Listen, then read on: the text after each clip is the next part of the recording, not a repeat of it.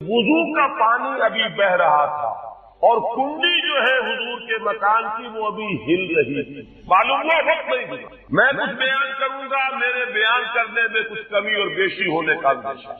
اگر ہم اتنے خوش قسمت ہیں کہ وہ واقعہ ہمارے پاس ایک مفصل حدیث کی شکل میں موجود اور حدیث بھی دوسرے یا تیسرے طبقے کی کتابوں کی نہیں، متفق علیہ، جس میں روایتاً جیسا کہ میں نے عرض کیا جس کا پایا تقریباً قرآن کے برابر، اور اس حدیث کے راوی ہیں حضرت مالک ابن صعصع رضی اللہ تعالی عنہ. ان کے بارے میں ایک بات ہے بڑی اہم، وہ نوٹ کر لیجئے.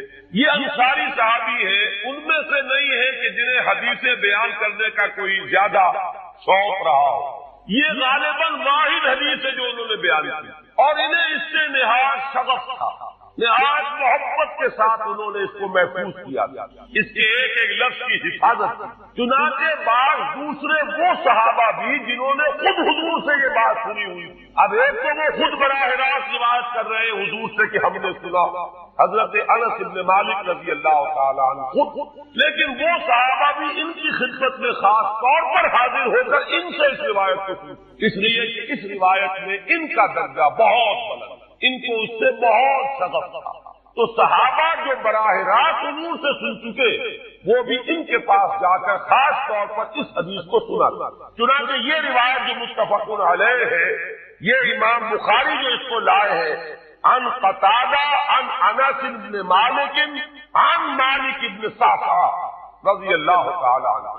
حضرت انس بن مالک سے روایت موجود ہے مسلم شریف، براہ راست ان سے، لیکن یہ اس روایت کو بیان کر رہے حضرت مالک ابن صعصع رضی اللہ تعالی عنہ کے حوالے سے.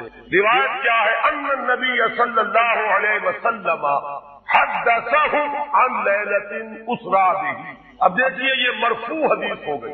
حضرت صعصع بیان فرما رہے ہیں کہ نبی اکرم صلی اللہ علیہ وسلم نے خود ہمیں سنایا، وہ حالات و واقعات سنائے جو اس رات کو پیش آئے جس رات کے انہیں لے جایا گیا. قال بینما انا فی الحتیم وربما قال فی الفجر. حضور فرماتے ہیں کہ میں اسی اثنا میں کہ میں حتیم میں تھا، اور ایک دوسری روایت میں الفاظ حجر آئے ہیں، وہ بھی کہتے ہیں اسی حصے سے، مضطجعا میں لیٹا ہوا تھا، اذ اتانی آتن کہ اچانک میرے پاس ایک آنے والا آیا. یہ آنے والے کون ہیں؟ حضرت جبرائیل. یہ بعد میں واضح ہو جائے گا.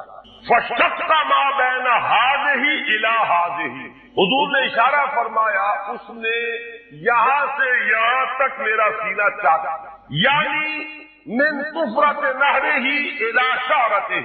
یہ جو گڑھا ہے حلق کا گڑھا، یہاں سے لے کر تیرے ناف تک سینہ چاٹا. فاستخرج قلبی اور میرا دل نکالا. ثم اعطیت بطست من ذهب مملوء ایمانا فغسل قلبی. پھر ایک کش لایا گیا سنہری جو ایمان سے مملوء تھا، بھرا ہوا تھا، تو پھر اس کے ذریعے سے میرے اس قلب کو، سینے کو دھویا گیا. ثم غسل ثم اعید وفی روایت، اس کے بعد اس کو لوٹا دیا گیا اور پھر وہ زخم بھی سی دیا گیا. ایک روایت میں آتا ہے ثم غسل البطن بماء زمزم ثم ملئ ایمانا وحکمتا. اسی طریقے سے پورے پیٹ کو بھی صاف کیا گیا مائے زمزم سے اور اس میں بھی ایمان اور حکمت بھر دی. ثم اعطیت بدابۃ، پھر میرے پاس ایک چوپایا لایا گیا، دون البغل فوق الحمار، جو بغل یعنی خچر سے تو کچھ چھوٹا تھا اور حمار یعنی گدھے سے کچھ بڑا تھا. اب یہ جو سفید یقال له البراق، جس کا نام براق ہے، وَيَضَعُ خَطْوَهُ عِنْدَ أَقْصَى طَرْفِهِ، اور اس کا ہر قدم اس کی حد نگاہ پر جا کر پڑتا تھا. فَعِلْتُ عَلَيْهِ، میں اس پر سوار ہوا. فَانْطَلَقَ بِي جِبْرَائِیل، اب یہاں نام آ گیا، وہ آنے والے کون؟ پھر چلے میرے ساتھ حضرت جبرائیل حَتَّى أَتَى السَّمَاءَ الدُّنْيَا، یہاں تک کہ وہ آسمان دنیا تک پہنچ گئے، جو پہلا آسمان. اب یہاں دیکھیے وہ روایت میں جو زمینی سفر کا درمیانی حصہ ہے وہ رہ گیا۔ دوسری روایات سے ہم اس کو جوڑ کر جمع کہ پہلا زمینی سفر ہے، مسجد اقصیٰ تک پہنچے ہیں، وہاں جا کر روایت میں آتا ہے میں نے وہی اپنے اس خچر کو باندھا، براق کو، جہاں انبیاء باندھا کرتے تھے، اور پھر وہاں میں نے نماز ادا کی، بہت سے لوگ جمع ہوئے، میں منتظر تھا کہ کون نماز پڑھائے گا، کہ جبرائیل نے میرا ہاتھ پکڑ کر مجھے آگے کیا، میں نے نماز پڑھائی، اور پھر جبرائیل نے مجھے بتایا کہ یہ تمام انبیاء سے جو اس دنیا میں مبعوث ہوئے ہیں، اور آج آپ نے ان سب کی امامت۔ یہاں سے پھر شروع ہوا ہے وہ دوسرا سفر، لیکن جب پہلے آسمان تک پہنچے فاستفتح، انہوں نے دستک دی، کھلوانا چاہا، قیل من ھذا، پوچھا گیا کون ہے، قال جبرائیل، انہوں نے جواب دیا جبرائیل، قیل ومن معک، پوچھا گیا کہ آپ کے ساتھ کون ہے۔ دیکھیے یہاں ذہن میں رکھیے گا، اس امکان کو کوئی شخص مسترد نہیں کر سکتا کہ ان ملائکہ کے علم میں ہو، لیکن پھر بھی پوچھ رہے، قانون ہے، دروازے پر دستک دینی ہوگی، آئیڈینٹی ڈسکلوز کرنی ہوگی، چاہے علم میں ہو۔ جج جو ہے وہ اپنے علم کی بنیاد پر فیصلہ کبھی نہیں دے گا، وہ تو مقدمے کی سماعت ہوگی، شہادتوں کی بنیاد پر فیصلہ ہوگا۔ ذاتی علم کی بنیاد پر کرنا ہے تو وہ خود کسی اور عدالت میں اس مقدمے کو منتقل کرے اور وہاں گواہ کی حیثیت، تو قانون۔ پوچھا کہ آپ کے ساتھ کون ہے، قال محمد صلی اللہ علیہ وسلم، قیل وقد ارسل الیہ، پوچھا گیا کیا انہیں بلایا گیا ہے، قال نعم، انہوں نے فرمایا ہاں، قیل مرحبا بہ فنعم المجیب جاء ففتح فلما خلصت، اس کے بعد کہا گیا مرحبا ان کے لیے، تہنیت ہے، مبارکباد ہے، خوش آمدید ہے، کیا ہی اچھے ہیں وہ جو لائے گئے ہیں۔ پھر وہ سمائے دنیا جو ہے اس کا دروازہ کھولا گیا، میں اس میں داخل ہوا، فاذا فیہا آدم، میں نے دیکھا وہاں حضرت آدم تشریف فرما، فقال ھذا ابوک، جبرائیل نے کہا یہ آپ کے جد امجد ہے، فسلم علیہ، ان کو سلام کیجئے، فسلمت علیہ، میں نے انہیں سلام کہا، فرد السلام، انہوں نے سلام کا جواب دیا، ثم قال مرحبا بالابن الصالح والنبی الصالح، خوش آمدید ہے، مرحبا ہے صالح بیٹے اور صالح نبی۔ ثم صعد بی، پھر مجھے اور اٹھایا گیا، حتی اتى السماء الثانیہ، یہاں تک کہ جبرائیل پہنچ گئے دوسرے آسمان تک، فاستفتح، پھر وہی سوال و جواب ہے، میں ترجمہ نہیں کروں گا، قیل من ھذا، قال جبرائیل، قیل ومن معک، قال محمد، قیل وقد ارسل الیہ، قال نعم، قیل مرحبا بہ فنعم المجیب جاء ففتح فلما خلصت، جب یہ سارا اس کارروائی کے بعد داخل ہوئے ہیں دوسرے آسمان پر، فَإِذَا یحییٰ وعیسیٰ وَهُوَ ابْنَا خَالَةٍ، وہاں میں نے دیکھا کہ یحییٰ اور عیسیٰ ہے اور یہ خالہ زاد بھائی، قال ھذا یحییٰ وھذا عیسیٰ فسلم علیہما، فسلمت، فردا، ثم قال مرحبا بالاخ الصالح والنبی الصالح، انہوں نے بھی کہا خوش آمدید اور مرحبا ایک صالح بھائی اور صالح نبی کو، یہاں نوٹ کیجئے،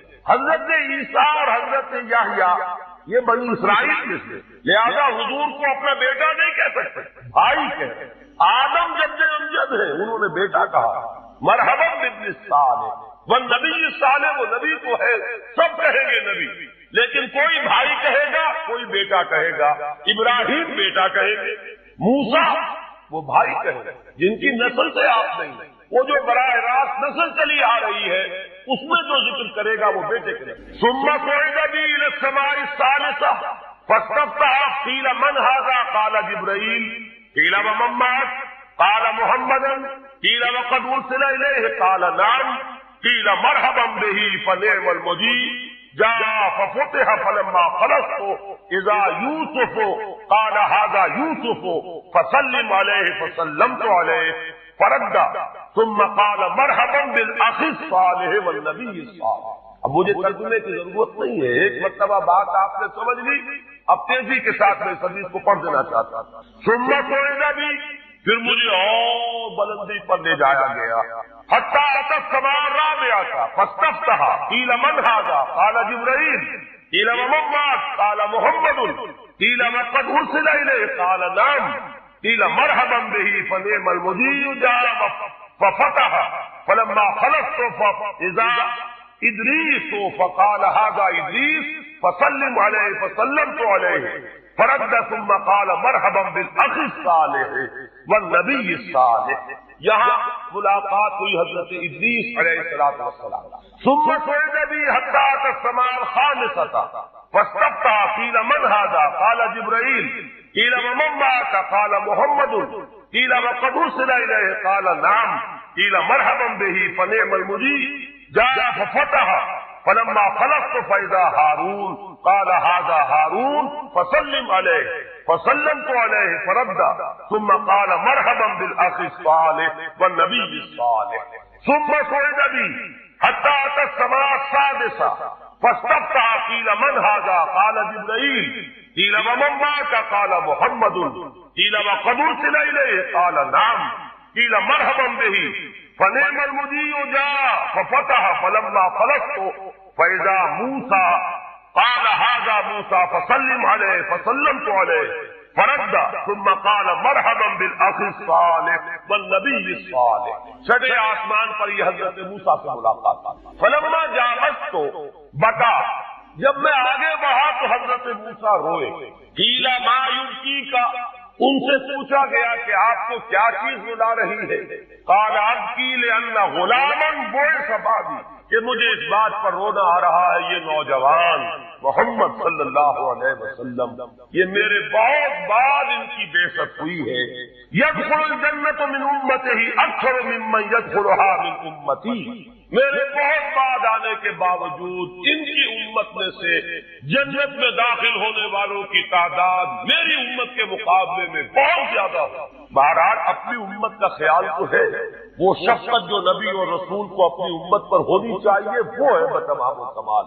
اسے معاذ اللہ کسی حسد پر معمول نہ کیجیے بلکہ وہ جو احساس ہوا ہے اپنی امت کی محرومی کا وہ ہے کہ جس نے حضرت موسیٰ علیہ السلام پر یہ کیفیت تاری کی. ثم صعد بی پھر مجھے اور بلند کیا گیا الی السماء السابعۃ ساتویں آسمان پر فاستفتح قیل من هذا قال جبرائیل قیل ومن معك قال محمد صلی اللہ علیہ وسلم قیل وقد بعث إليه قال نعم قیل مرحبا به فنعم المجيء جاء فلما خلصت فإذا إبراهيم قال هذا أبوك إبراهيم فسلم عليه فسلمت عليه فرد السلام ثم قال مرحبا بالابن الصالح والنبي الصالح. حضرت ابراہیم نے پھر استقبال کیا خوش آمدید صالح بیٹے اور صالح نبی کے. ثم رفعت اب ذرا یہاں نوٹ کیجیے گا یہاں صعد تو نہیں آیا صعد ابھی نہیں آیا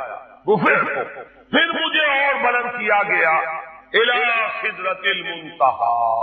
یہ سدرۃ المنتہی ہے جس کا ذکر ہے سورۃ النجم. اسی سدرۃ المنتہی کے پاس جنت ماوا ہے وہ جس کا وعدہ کیا گیا ہے جو ٹھکانہ بنے گی اللہ کے نیکوکار بندوں کا جس میں وہ رہے گا ہمیشہ ہمیشہ. فادخلوها خالدین وہ بھی وہی ہے.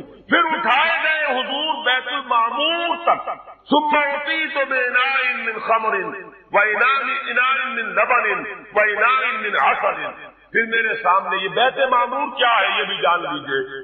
یہ در حقیقت اس سمائے سابعہ پر ساتویں آسمان پر خانہ کعبہ کا اصل جو ہے اللہ کا گھر جس کا یہ ظل اور سایہ اس دنیا میں ہے خانہ کعبہ یہ ہے وہ بیت المعمور جس کے بارے میں ایک اور روایت میں الفاظ بھی آئے ہیں اس میں روزانہ 70,000 فرشتے داخل ہوتے ہیں اور جو فرشتہ ایک مرتبہ داخل ہوا ہے آج تک اسے دوبارہ داخل ہونے کی نوبت نہیں آئی. اسی طریقے سے وہ فرشتے ہیں جو طواف کرتے ہیں خانہ کعبہ. پھر جان لیجیے یہ ہماری نگاہوں سے مقصد عالم غیب کی ایک دنیا ہے اپنی جگہ چاہے ہمیں نظر نہ آئے. پھر میرے سامنے 3 برتن لائے گئے ایک دودھ کا اور ایک شہد کا اور ایک شراب کا. فاخذت اللبن میں نے دودھ والا پیالہ اٹھا لیا. قال ہی الفطرہ حضرت جبرائیل نے توثیق کی کہ یہ ہے اصل میں آپ کا انتخاب درست ہے یہ فطرت ہے. فطرت اللہ التی فطر الناس علیہا یہی جو فطرت انسانی سے قریب ترین شے ہے اس کا آپ نے انتخاب کیا. अतः अंत अलैहा व उम्मतुक, इसी फितरत पर ए मोहम्मद आप भी है और आपकी उम्मत भी। सुम्मा फुरिदत अलैहि सलवातुल खमसीन कुल्ल यौमिन।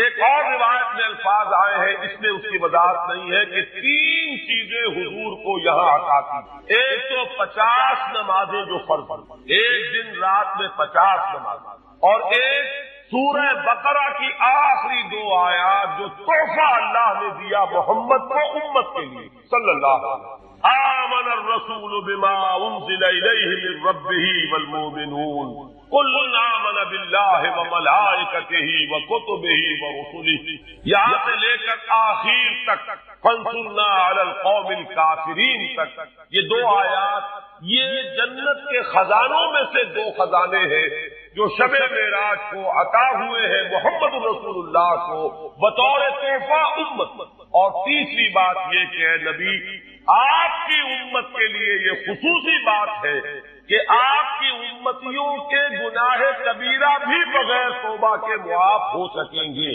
ये खुसूसी तोहफे हैं जो उम्मत के लिए लेकर आए मोहम्मद सल्लल्लाहु अलैहि वसल्लम। 3 तोहफे नमाज जो इस मेराज में फर्ज हो रही है, उसी को हुजूर कह रहे हैं अस्सलातु मेराजुल मोमिनीन। अहले ईमान के लिए ये बमंज़िला मेराज। इसमें फिर रिवायत में तफसील आ रही है। वापस जब आए हैं हजरत मूसा से मुलाकात हुई और उन्होंने ये फरमाया कि ये 50 नमाजें बहुत है, मुझे तजर्बा है, तुम्हारी उम्मत इसका तहम्मुल न कर सकेगी, वापस जाओ दरखास्त करो, कम करो। हुजूर गए, 10 नमाजें उसमें मुआफ हुई, 40 हुई, फिर यही बात हुई, फिर भेजा हजरत मूसा ने, फिर 30 हुई, फिर 20 हुई, चौथी मर्तबा फिर वो 10 और फिर 5 रह गई। उस पर भी हजरत मूसा ने ये कहा अब भी जाओ, ये भी भारी है। हुजूर ने फरमाया मुझे शर्म आती, मैं इतनी मर्तबा जा चुका हूँ, मजीद अब जाने से हया महसूस कर रहा हूँ। तो निदाई के ये 5 ही 50 के बराबर है। अब पहली बात तो ये सोचिए, क्या इंसान हर वक्त नमाज पढ़ता है? हमेशा रोजा रखता है? जब अल्लाह कह रहा है मैंने तो पैदा किया मेरी इबादत के लिए, कोई और काम अगर वो कर रहा है तो मेरे मकसद तकलीफ के खिलाफ कर रहा है। वमा खलक़तुल जिन्ना वल इंसा इल्ला लियअबुदून। मैंने तो जिन्नों और इंसानों को सिर्फ इसलिए पैदा किया कि मेरी इबादत करें। तो असल में बात क्या है, ये नमाज, रोजा, हज और ज़कात ये भी इबादत तो है, असल इबादत कुछ और है। असल इबादत क्या है? अल्हम्दुलिल्लाह व कफा वस्सलातु वस्सलामु अला इबादिहिल लज़ीना इस्तफ़ा खुसूसन अला अफ़ज़लिहिम व ख़ातमिन नबिय्यीन मुहम्मदिल अमीन व अला आलिहि व सहबिहि अजमईन। अम्मा बअद फ़अऊज़ु बिल्लाहि मिनश शैतानिर रजीम। बिस्मिल्लाहिर रहमानिर रहीम। रब्बि इश्रह ली सदरी व यस्सिर ली अमरी वहलुल उक़दतम मिन लिसानी यफ़क़हू क़ौली। अल्लाहुम्मा रब्बना अल्हिमना रुश्दना व अइज़ना मिन शुरूरि अनफुसिना। अल्लाहुम्मा अरिनल हक़्क़ हक़्क़न वरज़ुक़ना इत्तिबाअहू व अरिनल बातिला बातिलन वरज़ुक़ना इज्तिनाबह। अल्लाहुम्मा वफ़्फ़िक़ना लिमा तुहिब्बु व तर्ज़ा। आमीन या रब्बल आलमीन। मुअज़्ज़ज़ हाज़रीन और मोहतरम ख़वातीन, अस्सलामु अलैकुम व रहमतुल्लाहि व बरकातुहू। आपके इल्म है कि मेरा आज की गुफ्तगू का उन्वान है कलमा तैयबा और उसके हवाले से या उसकी रोशनी में हमारे दीनी फराइज। बचपन में मुझे उम्मीद है कि बहुत से लोग खुशनसीब ऐसे होंगे इस मजमे में जिनकी तालीम का आगाज कायदा यस्सरल कुरान से हुआ हो या नूरानी कायदे से हुआ हो, और फिर उसके बाद हजरत मौलाना मुफ्ती किफायतुल्लाह रहमतुल्लाह अलैह की किताब से तालीमुल इस्लाम जो है मुझे पढ़ाए गए। जाहिर बात है कि आजकल वो रिवाज खत्म हो चुका है। आज का हमारा दौर मादा परस्ती का है।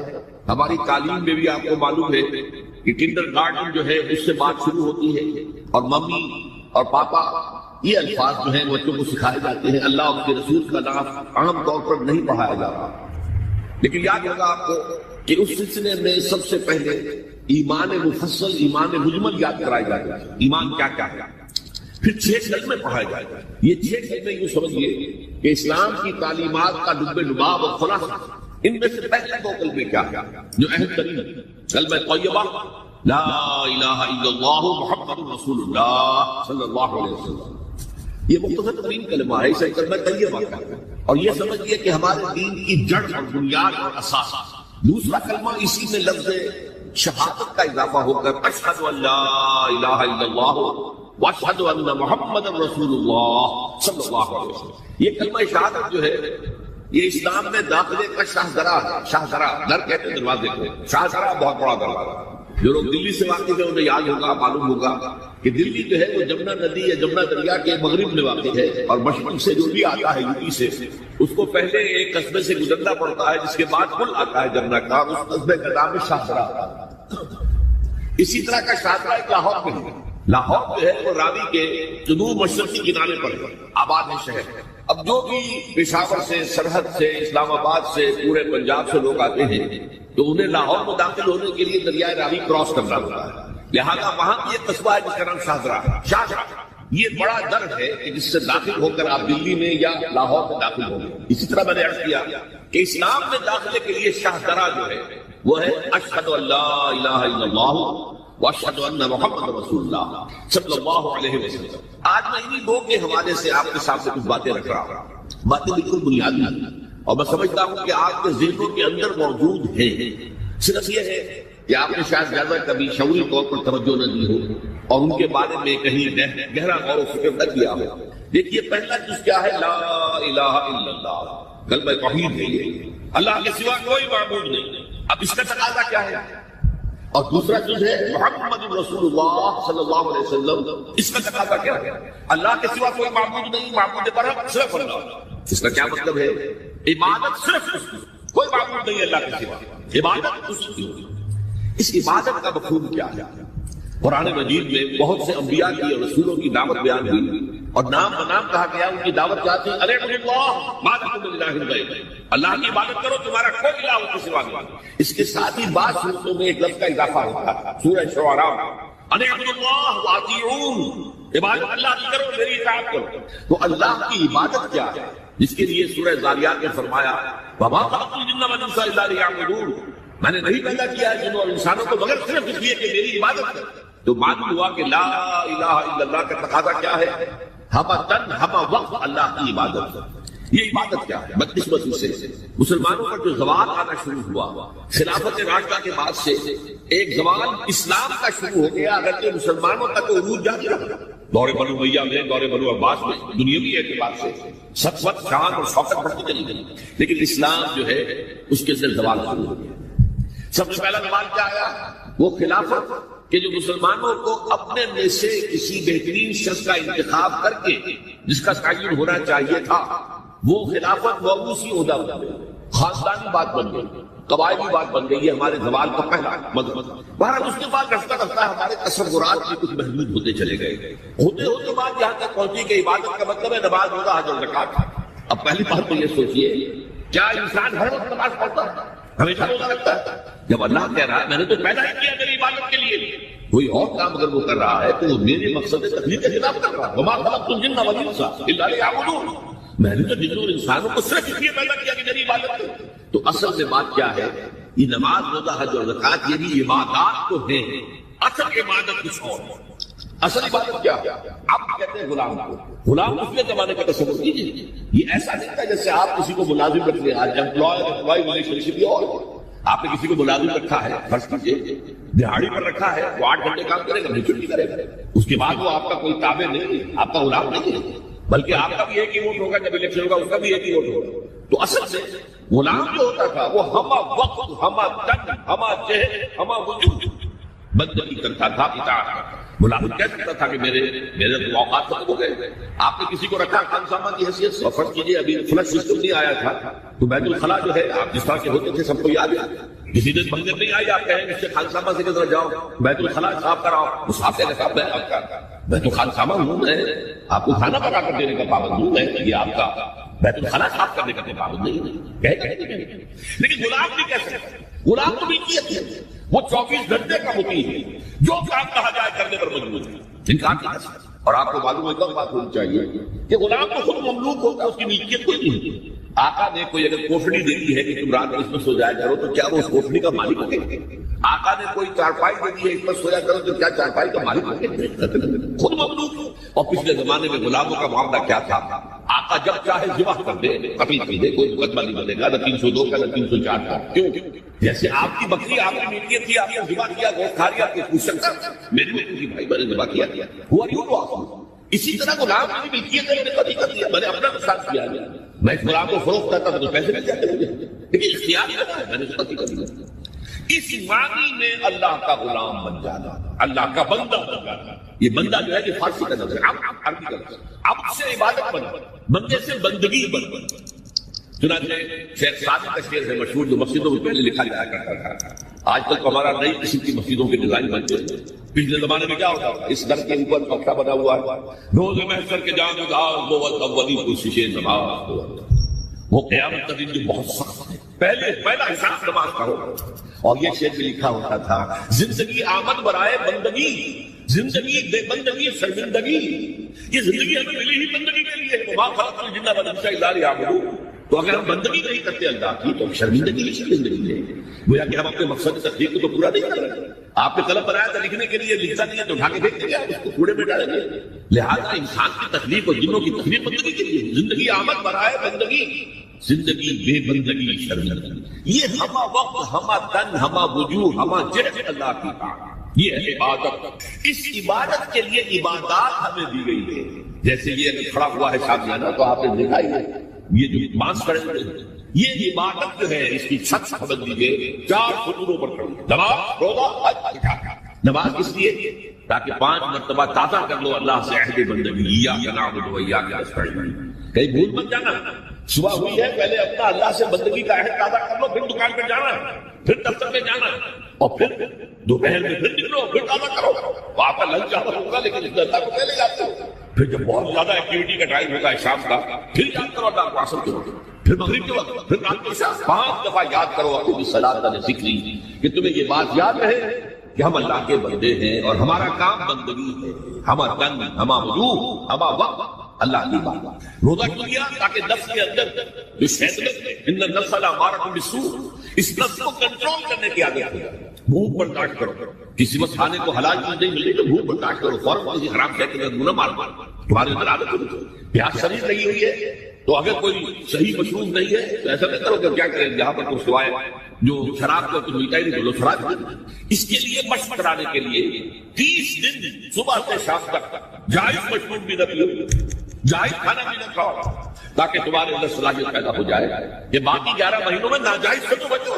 یہ ہے عبادت کے ساتھ ان عبادات کا تعلق۔ ایک بڑی ہمارے اندر جو ہے نفس کی خواہش، دولت پرستی، اس کو نکالنے کے لیے صدقہ، خیرات، انفاق، خرچ کرو، تاکہ یہ اللہ کے حکم کو پیچھے پھینک دیا، نفس کے حکم کو آگے بڑھا۔ یہ شرک، اس شرک کو جاننے والے بہت کم۔ مولانا روم نے خود کہا تھا، نفس ماں ہم کم طرح فرعون نیست، لیکن ایراؤن میرا نفس بھی فرعون سے کم نہیں ہے۔ فرعون نے کہا تھا نا، الیس لی ملک مصر وہذہ الانہار تجری من تحتی، کیا اس ملک مصر کی حکومت میری نہیں ہے؟ اور سارا جو یہ آبپاشی کا نظام ہے، انہار کا نظام ہے، وہ میرے کنٹرول میں نہیں ہے؟ جس کا چاہوں موقع کھلا رکھوں، جس کا چاہوں بند کر دوں۔ یہ تھا خدائی کا دعویٰ، انا ربکم الاعلی۔ تو مولانا ڈور کہتے ہیں میرا نفس بھی اس سے کمتر نہیں ہے۔ وہ کہتا ہے یہ جسم میرا ہے، اس پر میرا حکم چلے گا، میں نہیں جانتا کون اللہ کون رسول، کیا حرام کیا حلال۔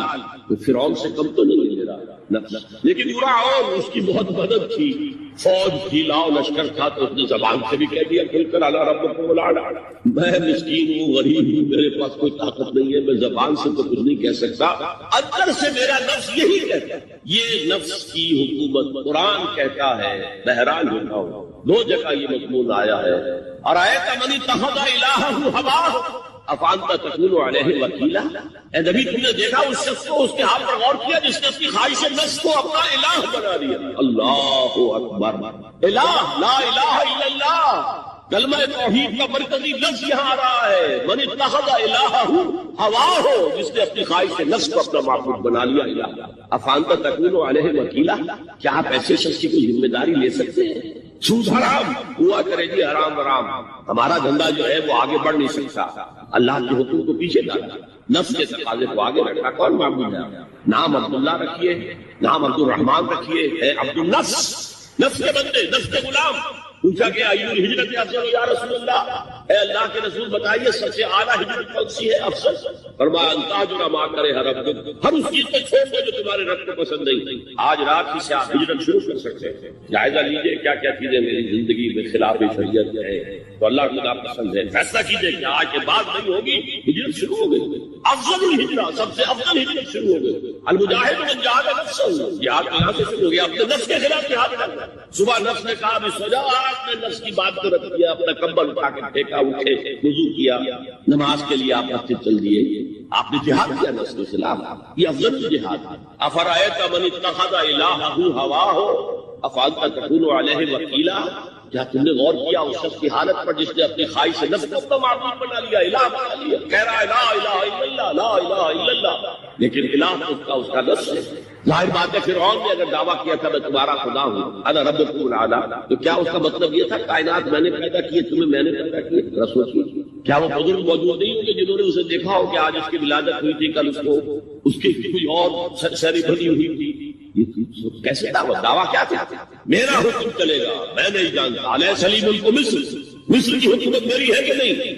قرآن حکیم میں بھی سورہ آل عمران کے آخری رکوع میں ذکر کو سب سے پہلے اور سب سے اہم عامل کی حیثیت سے شمار کیا۔ چنانچہ اس کی پہلی آیت جو ہے سورہ آل عمران کے آخری رکوع کی، اس میں تو وہی مضمون جو میں بیان کر چکا وہ آیا ہے، ان فی خلق السماوات والارض واختلاف اللیل والنہار لآیات لأولی الالباب، یقیناً آسمان اور زمین کی تخلیق میں اور دن اور رات کے الٹ پھیر میں نشانیاں ہیں ہوش مندوں کی۔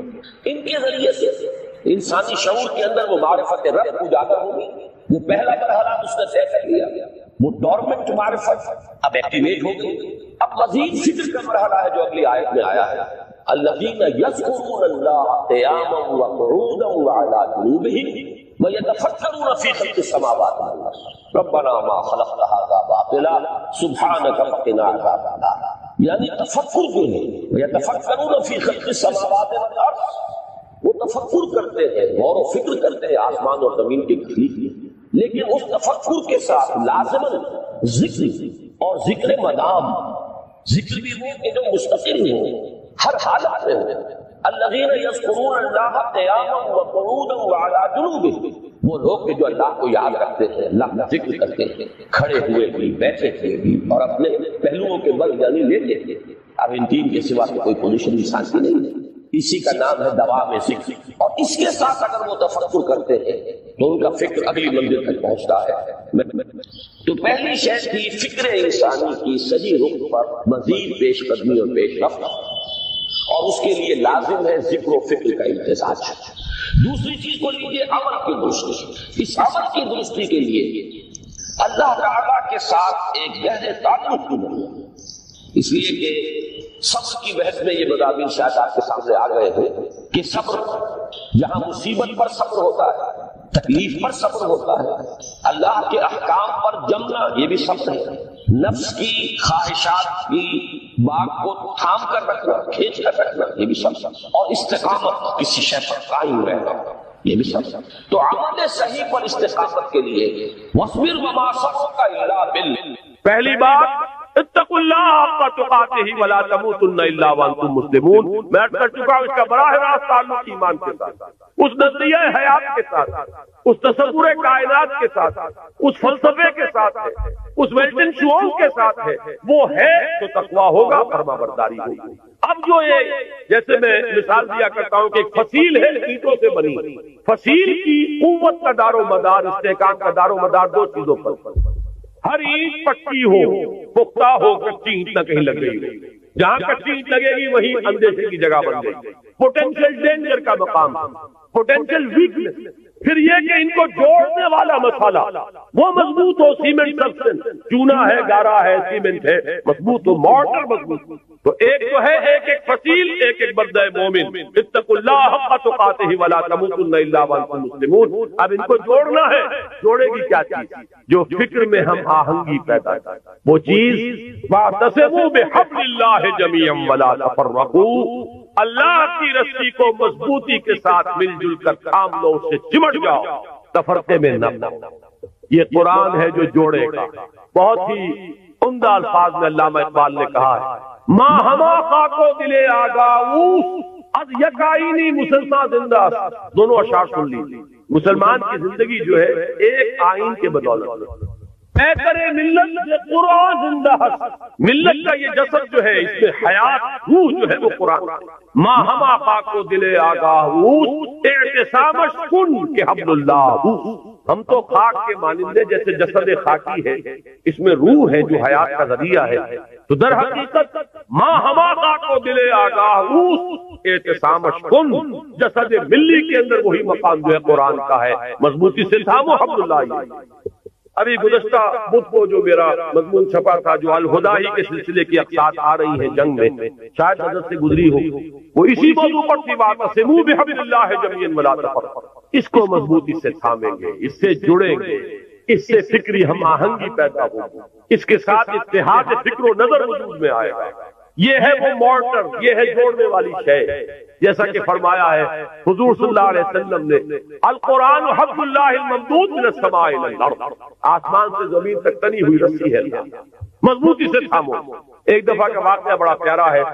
حضور اپنے حجرے سے باہر تشریف لائے. مسجد نبوی کا نقشہ ذرا ذہن میں رکھیے. حجرے سے باہر تشریف لائے تو دیکھا ایک کونے میں کچھ مسلمان، کچھ اہل ایمان بیٹھے ہوئے قرآن کا مذاکرہ کر رہے ہیں، سمجھا رہے ہیں. چہرے پر بشاشت کے آثار ظاہر ہوئے. یہ موجم کبیر طبرانی کی جو ہے اس کی روایت. آپ تشریف لائے، ایک سوال کیا بڑا عجیب، بلکہ اس سوال کو تو یوں سمجھ کر سنیے کہ جیسے کہ حضور یہ سوال مجھ سے اور آپ سے بھی کرتے ہیں. الستم تشہدون اللہ الہ الا اللہ وانی رسول اللہ وان ھذا القرآن جاء من عند اللہ. کیا تم اس بات کی گواہی نہیں دیتے کہ اللہ کے سوا کوئی معبود نہیں، میں اللہ کا رسول ہوں اور یہ قرآن اللہ کے پاس سے آیا؟ صحابہ کا جواب کیا ہو سکتا تھا؟ بلا یا رسول اللہ. حضور کیوں نہیں؟ بالکل ہے ایسا ہی. اب آپ نے فرمایا فابشروا، بشارت حاصل کرو، خوشیاں مناؤ. فإن هذا القرآن طرفه بيديكم وطرفه بيد الله. اس لیے کہ اس قرآن کا ایک سرا تمہارے ہاتھ میں ہے، ایک سرا اللہ کا. یہ ہے وہ قرآن، وہ حبل اللہ. واعتصموا بحبل اللہ جميعا ولا تفرقوا. اس کے بعد وہ تاریخ کا حوالہ دیا. واذکروا نعمت اللہ علیکم اذ کنتم اعداء فالف بین قلوبکم. یاد کرو احسان جو اللہ کا تم پر ہوا جبکہ تم دشمن تھے، ایک دوسرے کے خون کے پیاسے تھے. اوس اور خزرج کی دشمنی چلی آ رہی تھی 100 برس سے، قبیلے لڑ رہے تھے. پھر اللہ تعالیٰ نے تمہارے دلوں میں الفت پیدا کی، ایمان کی الفت، مقصد کی ہم آہنگی، نظریات کا اشتراک. وَكُنْتُمْ عَلَىٰ شَفَا حُفْرَةٍ مِّنَ النَّارِ. جب بھی ان الفاظ سے گزرتا ہوں ایسے محسوس ہوتا ہے جیسے ایک حدیث میں الفاظ آئے فیہ ذکرکم. یہ جو قرآن ہے اس میں تمہارا ذکر ہے، اور بلکہ اس سے پہلے الفاظ ہے فیہ خبر ما قبلکم ونبأ ما بعدکم وحکم ما بینکم. حضرت علی کی روایت ہے، حضور نے فرمایا اس قرآن میں تم سے پہلوں کی خبریں بھی ہیں، تم سے بعد کے حالات کی اطلاعات بھی ہیں، اور جو بھی تمہارے مابین کبھی اختلاف ہوگا اس کا حل اور فیصلہ موجود. تو ہمارا ذکر کہاں ہے؟ کنتم علی شفا حفرۃ من النار. تم تو آگ کے گڑھے کے کنارے تک جا پہنچے تھے. فانقذکم منہا، تو اللہ نے تمہیں اس سے بچایا اور نکالا. آج جو حالات پاکستان کے جس کا تھوڑا سا نقشہ میں نے کھینچا تھا، زیادہ تفصیل میں جانے کا وقت نہیں ہے. میرا جو نقطہ نظر ہے میثاق میں اس ماہ کے پرچے میں وہ آ چکا ہے تفصیل. لیکن یہ کہ ذرا بھی آنکھ کھلی ہو، شعور کی آنکھ، اور حالات کا کوئی مشاہدہ ہو رہا ہو تو یہ بالکل رائٹنگ آن دی وال کی طرح یہ حالات سامنے موجود ہیں. ہم آگ کے تباہی کے گڑھے کے کنارے تک پہنچ چکے. اللہ بچا سکتا ہے، اسے قدرت حاصل ہے، لیکن یہ بچاؤ ہوگا اسی طور سے جس طور سے کہ اس وقت اس نے بچایا، محمد الرسول اللہ کے ذریعے سے بچایا صلی اللہ علیہ وسلم. حضور فرماتے ہیں کہ میری اور تمہاری مثال ایسی ہے کہ آگ کا ایک الاؤ ہے، تم اس میں کود پڑنا چاہتے ہو اور میں تمہارے کپڑے پکڑ پکڑ کر گھسیٹ رہا ہوں. اس طریقے سے اسی نسخے کو اختیار کرے گی تو بات بنائے گی. واذکروا نعمت اللہ علیکم اذ کنتم اعداء فالف بین قلوبکم فاصبحتم بنعمتہ اخوانا وکنتم علی شفا حفرۃ من النار فانقذکم منها کذالک یبین اللہ آیاتہ لکم آیاتہ لعلکم تہتدون. اس طرح اللہ تمہارے لیے اپنی آیات کی تبیین کر رہا ہے، وضاحت میں بیان کر رہا تاکہ تم ہدایت اخذ کر سکو، راستہ تمہیں نظر آ جائے، اس پر چل سکتے. آخری آیت میں ہے وہ مقصد کا اشتراک، وَلْتَكُن مِّنكُمْ أُمَّةٌ يَدْعُونَ إِلَى الْخَيْرِ وَيَأْمُرُونَ بِالْمَعْرُوفِ وَيَنْهَوْنَ عَنِ الْمُنكَرِ وَأُولَٰئِكَ هُمُ الْمُفْلِحُونَ۔ اور چاہیے کہ تم سے ایک ایسی جمعیت وجود میں آئے، ایک ایسی امت وجود میں آئے۔ ویسے تو پوری امت کا کام یہی ہونا چاہیے تھا، لیکن اگر امت سو گئی ہو تو ان میں سے جو بیدار ہو جائیں، جو جاگ جائیں، وہ مل جل کر ایک امت ودن امت، پارٹی ودن پارٹی، بڑی امت میں ایک چھوٹی امت کی شکل اختیار کرے، اور ان کے کام صرف تین ہو۔ عہد کر کے اٹھیے اگر ان باتوں کی سچائی اور صداقت کی دل گواہی دے کہ یہ تین کام ہو جائیں ہمارے مقصد، یدعون الی الخیر ویامرون بالمعروف وینہون عن المنکر، دعوت خیر، بھلائی کی دعوت۔ انشاءاللہ اس بدھ کو جو یہ قسط آ رہی ہے میری، اس میں اسی آیت پر گفتگو ہے، اسی لیے مجھے بڑی سہولت ہے کہ میں اس وقت اشارہ کر کے یہاں سے گزر جاؤں گا کہ آپ ذرا توجہ کے ساتھ اس بدھ کو انشاءاللہ جو آئے گی اس میں کوئی داغا نہ ہو جائے، اللہ تعالیٰ کوئی رکاوٹ اپنے اللہ کی طرف سے نہ آ جائے۔ تو اس میں اسی آیت پر اور پھر دو اور قسطیں آئیں گی جو اسی موضوع پر۔ ایک میں نے مولانا امیر التبلیغ مولانا محمد یوسف دہلوی رحمۃ اللہ علیہ کی ایک تقریر کا اقتباس کیا ہے طویل۔ یہ امت ایک لفظ استعمال کیا انہوں نے، امت پناہ ہم سے چلا گیا۔ کہتے ہیں ہم امت ہیں، امت ہونے کا وقت ختم ہو چکا۔ وہی بات جو اقبال نے کہی تھی کہ آج کوئی امت محمد یا امت مسلمہ دنیا میں موجود نہیں ہے، جو چیز بالفعل موجود ہے وہ کچھ مسلمان اقوام ہے۔ امت محمد صلی اللہ علیہ وسلم، امت مسلمہ نام سے کوئی شے موجود ہے، لیکن اسے وجود میں لانا، اس کے لیے جینا، اس کے لیے مرنا۔ قل ان صلاتی و نسکی و محیای و مماتی للہ رب العالمین، یہ ہو مقصد، عمل کے لیے یہ ہو ہدف، اپنی صلاحیتوں کے صرف کے لیے یہ ہو میدان۔ دکھائیے جولانیہ اس میں، آئیے مل جل کر ایک امت بنیے، ایک اجتماعی قوت بنیے۔ اللہ کرے گا تو یہی قوت اسی کو وسعت حاصل ہوگی، اسی سے وحدت ملے گی، اسی سے اتحاد ہوگا، اور یہ ہوگی وہ شے کہ جس کی اس وقت ہمیں سب سے زیادہ شدید ضرورت ہے۔ سلیکشن 100 آدمی کا ہم آگے، اب گریڈیشن، ان میں سب سے زیادہ کس نے کی اور ٹاپ پر لایا محمد کو صلی اللہ علیہ وسلم۔ یہ کتاب تو اویلیبل ہے، پڑھیے۔ اور چونکہ عیسائی ہے اور حضرت عیسیٰ کو نمبر 3 پر لے گیا، غور کیجیے، نمبر 2 پر لایا نیوٹن کو، بابائے طبیعیات، اور پھر کہتا ہے naturally I O an explanation, میں عیسائی ہوتے ہوئے I'm placing Muhammad at one at top. How?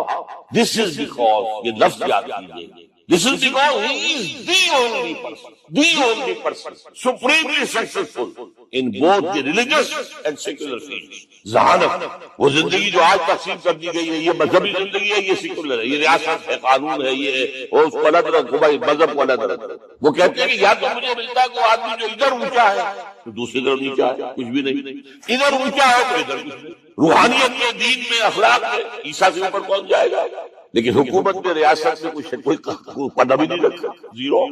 مذہب کتنا بڑا پیدا کر دیا گوتم بدھ، لیکن ریاست، حکومت زیرو۔ اور بڑے سے بڑے جو ہے شہنشاہ اور بڑے سے بڑے کانکرس کوئی چلا آیا ہے۔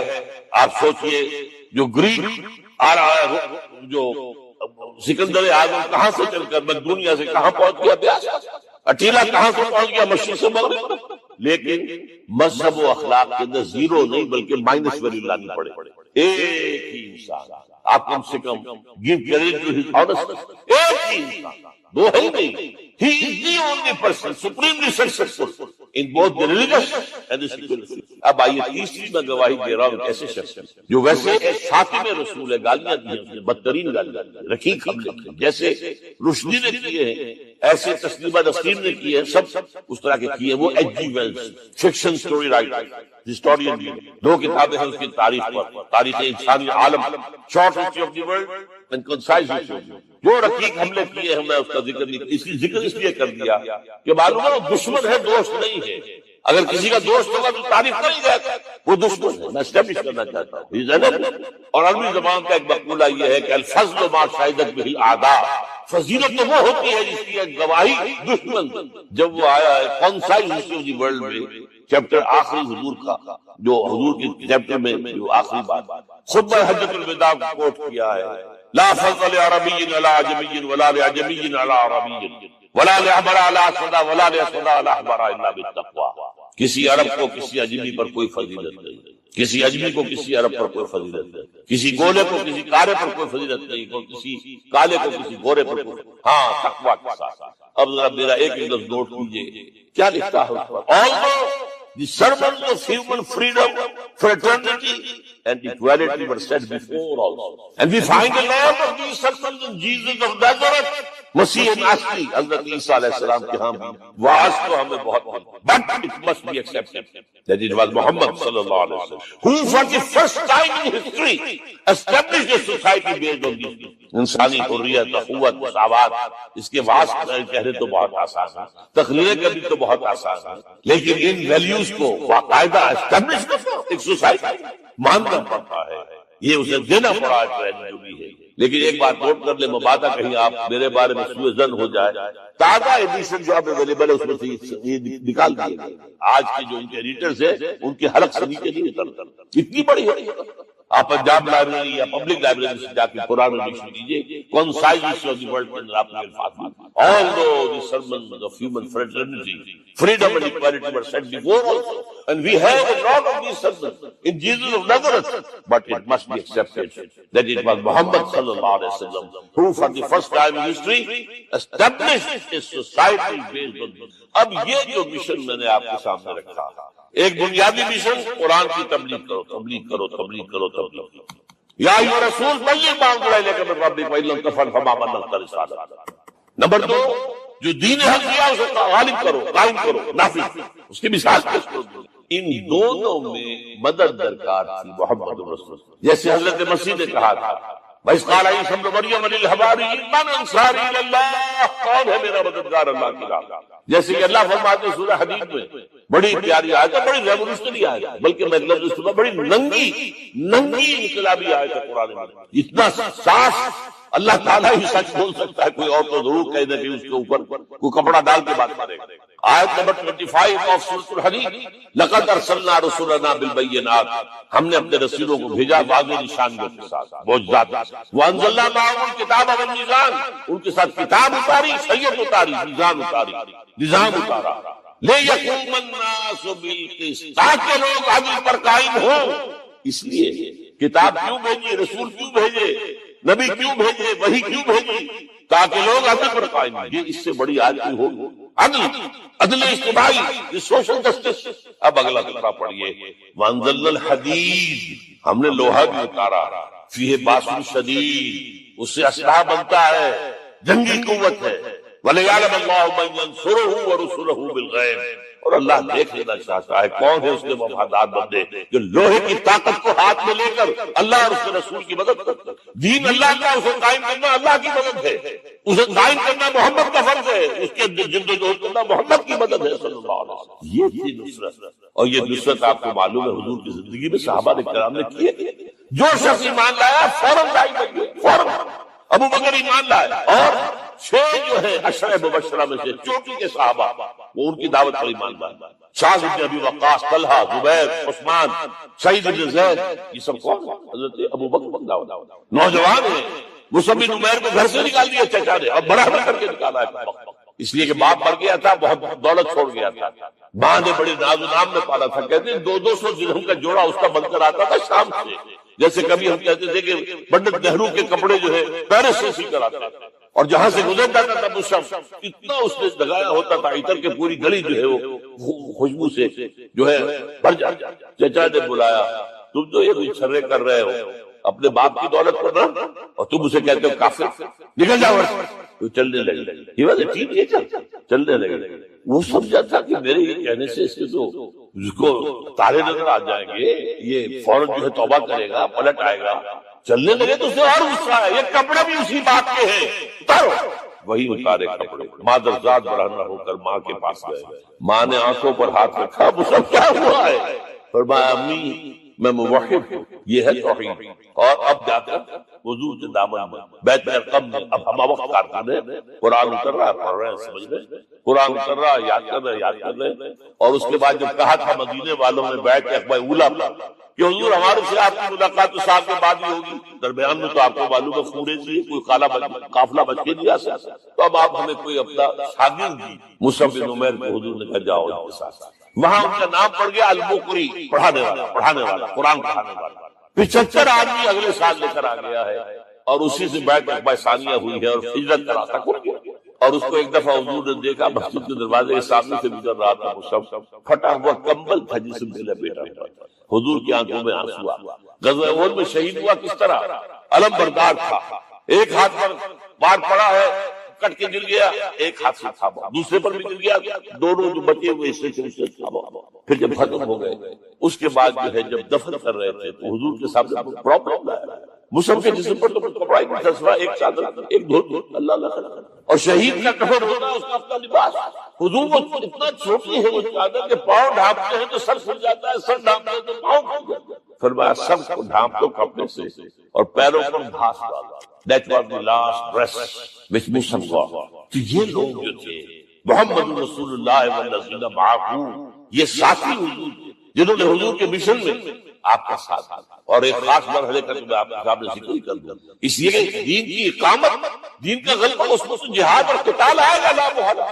Nobody is going to allow you to change the system۔ اگر سسٹم بدلتا ہے تو اس کے ساتھ مفادات بدلتے وہ ختم ہو جاتے ہیں، جو پرورٹیز ہے وہ ختم ہو جاتے ہیں۔ لہذا جب غزوہ بدر کا مرحلہ آیا، حضور نے مجلس شورا منعقد کی، اور آپ نے جو وہی سے آپ کو بتا دیا گیا تھا، دیکھو ایک قافلہ آ رہا ہے شمال سے، مال غنیمت سے نہ داخلہ ہے، اور 50 صرف اس کے ساتھ محافظ، ایک لشکر آ رہا ہے جنوب سے گیل کاٹے سے لے، اور اللہ نے وعدہ کیا ہے کہ ایک پر ضرور تمہیں فتح دے گا، بتاؤ کدھر چلے۔ یہ اصل میں کسی بھی سپہ سالار کے لیے وقت ہوتا ہے کہ اپنے ساتھیوں کے مورال کا اندازہ کریں۔ کچھ ہوں گے ہم جیسے کمزور بھی، انہوں نے کہا کہ حضور پہلے قافلے کی طرف چلے، آسانی سے فتح بھی ہو جائے گی اور ہتھیار مل جائیں گے ہمیں، ہمارے پاس ہتھیار بھی نہیں، گنتی کے لوگوں کے پاس تلواریں بھی نہیں سکتے، تو 50 آدمیوں کے ہتھیار تو ملیں گے، پھر لشکر سے نکلیں۔ اب حضور کہہ رہے ہیں اشیرونی اشیرونی اشیرونی، حضرت مقداد بن اسود کھڑے ہوتے، حضور ہمیں موسیٰ کے ساتھی نہ سمجھیے جنہوں نے کہہ دیا تھا فَذَبَنْتَ وَرَبُّكَ فَقَاتِلَا إِنَّا هَٰؤُلَاءِ قَاعِدُونَ، ہم موسیٰ کے ساتھی نہیں ہیں،